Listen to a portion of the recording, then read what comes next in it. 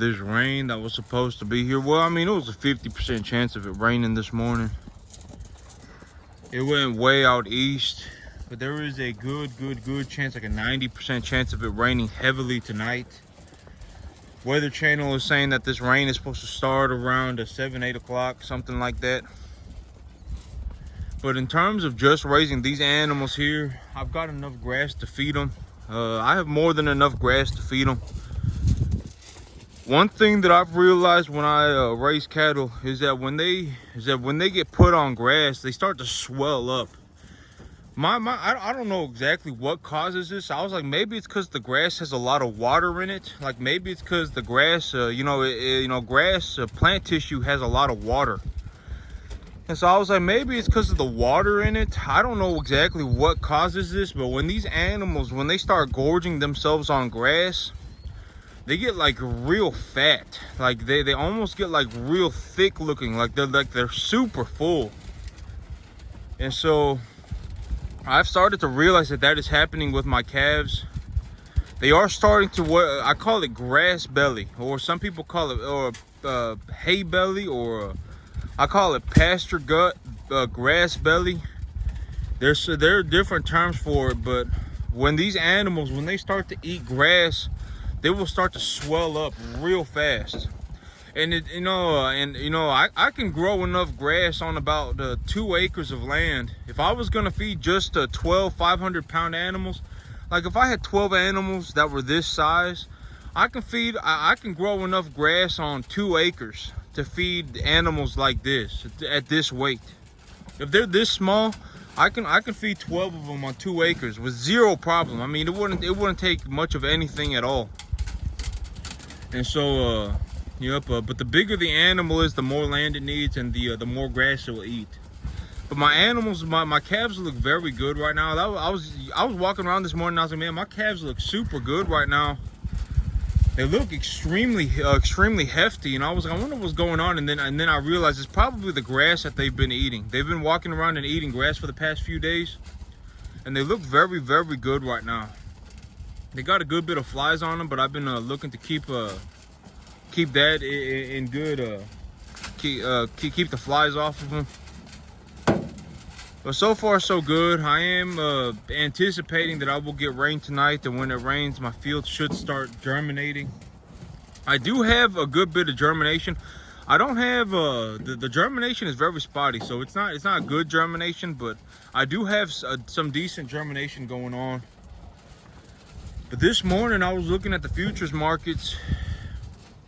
The October futures cattle, or October futures cattle contract, feeder cattle contract for October, is actually supposed to be negative when compared to the feeder cattle contract for September. So the feeder cattle market is supposed to go negative this month when compared to last month. The economy's kind of the stock market is kind of just tanking. And so, but I mean, it ain't the end of the world for me.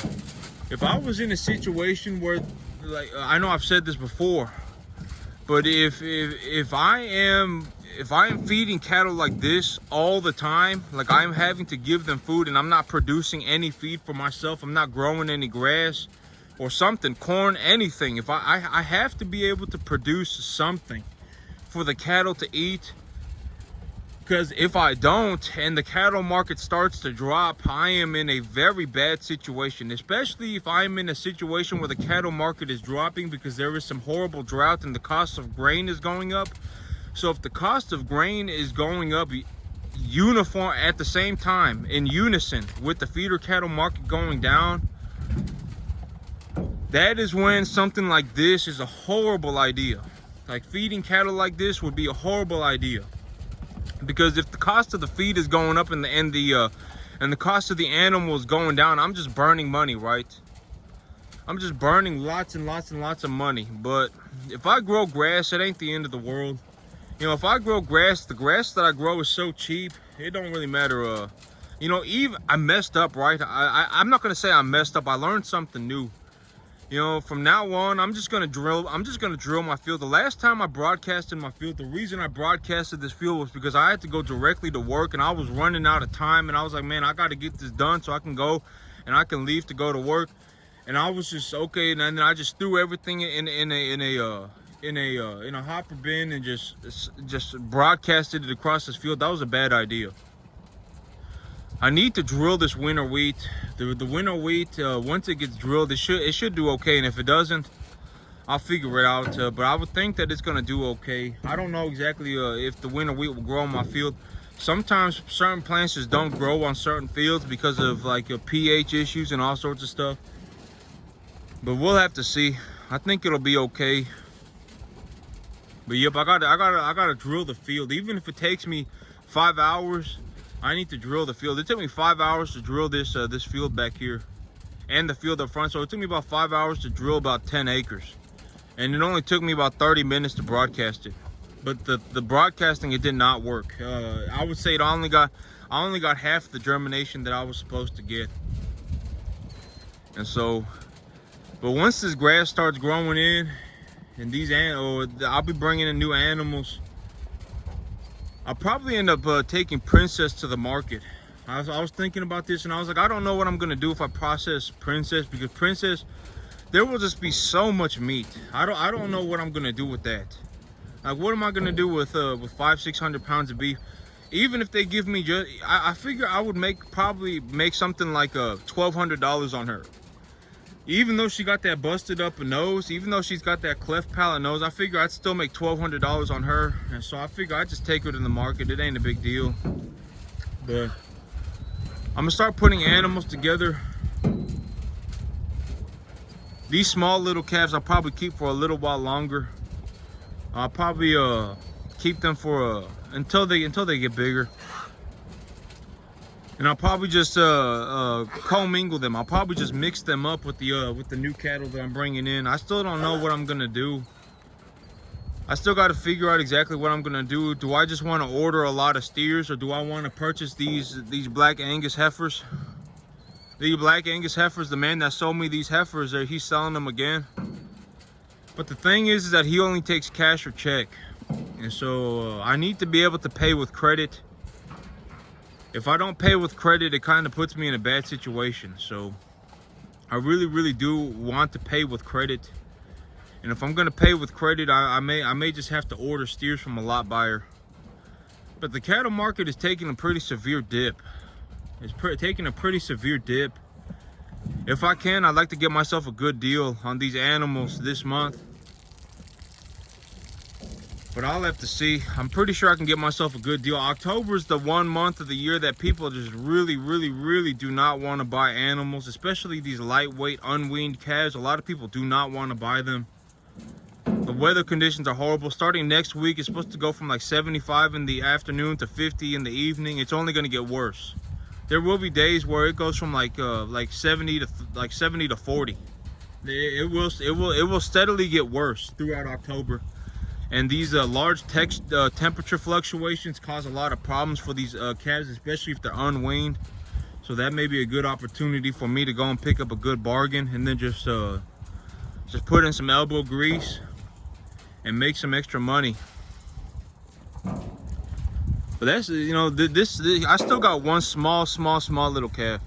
This man, he sent me a real small little calf. But if y'all take a look at these animals, you can see that they're swelling up. They're swelling up real good, and that's because of the grass that they're eating. They've been eating grass for a few days, and I got a whole lot of stubble out front. So I got a lot of grass that I had planted earlier in the year that I didn't plow under, and it just came back when it started raining. And these animals have started eating it, and I've got enough stubble out there to feed these animals with zero issue. So they've just been walking around eating grass non-stop for a few hours a day. And I've just been supplementing them with a little bit of corn, and that little bit of supplementation of the corn is the grain. Adding a little bit of grain to their diet really does help these animals put on that weight very quickly. But the grass, when they start eating grass, you're gonna start to notice that these animals, they start getting real hefty. They start getting real thick looking.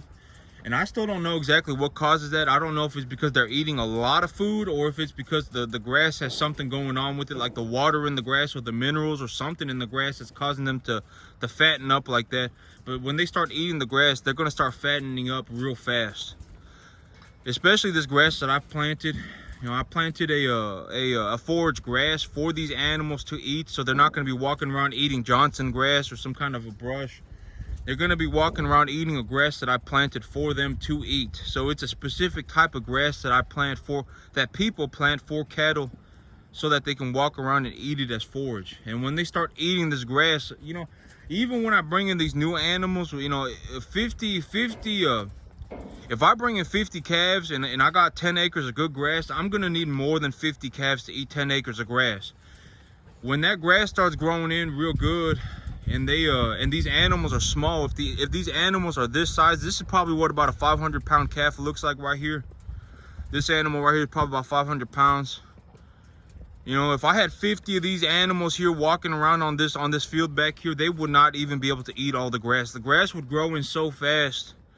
You know, I would probably need closer to about 75 or 100 animals of this size. If they're this size and I'm supplementing their feed just a little bit every day, I'm gonna need probably closer to 75 to 100 animals. But I don't really want to raise 75, 100 animals on this property right now, because it would just turn things into a mess. And I don't want to do that. And so that's why I figured I would do 50 animals. But 9 acres of grass is a lot of grass, especially if it's planted real thick and it's fertilized properly. That grass is going to grow like nobody's business. Once the weather once it gets to like in the 75s, if it's about 75 in the afternoon and it's wet, that grass will grow like nobody's business. I mean, it will grow so fast. 50 animals won't even be able to eat all of it. And you know, my grass that I plant, I don't bale any of it. I rely entirely on the cattle to walk around and eat it. The cattle have to walk around and eat it for me to harvest my grass. But that's also one of the big reasons why I would think that I make a lot of money, is because I don't have equipment. I don't need equipment to bale hay, and equipment always breaks. That's the golden rule with equipment, is that it always breaks. And when it breaks, I'll need to take money out the cattle business to go fix it. And so having the least amount of equipment is the best thing. It is very financially good to have as little equipment as possible. And that's why when I say, you know, when I put my investments on a scale, the very top thing that I love to invest in is cattle and cattle feed, and then the second thing is land, and then the third thing, very far third, like it's completely third, right? So it could be first, second, and then third could be like at the floor. So when I say 1, 2, 3, I'm not saying that there's an even distance between the three. I'm saying 3 is at the very bottom. The number 3 thing that I like to invest in is equipment. At the very bottom. If I need a piece of equipment to make myself some money, I'll buy it. But if I can buy more cattle and if I can buy more land, I would rather buy more cattle and more land before I bought more equipment. And I would only buy equipment if it was absolutely necessary.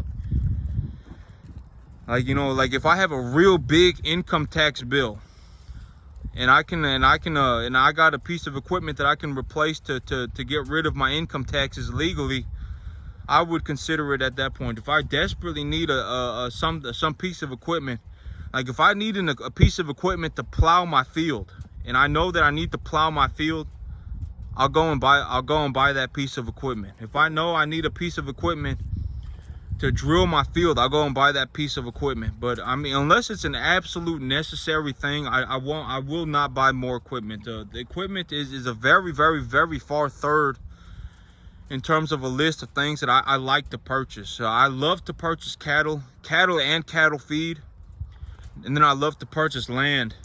And once I got cattle feed and land, if I absolutely need to, I'll go and purchase equipment at the very bottom.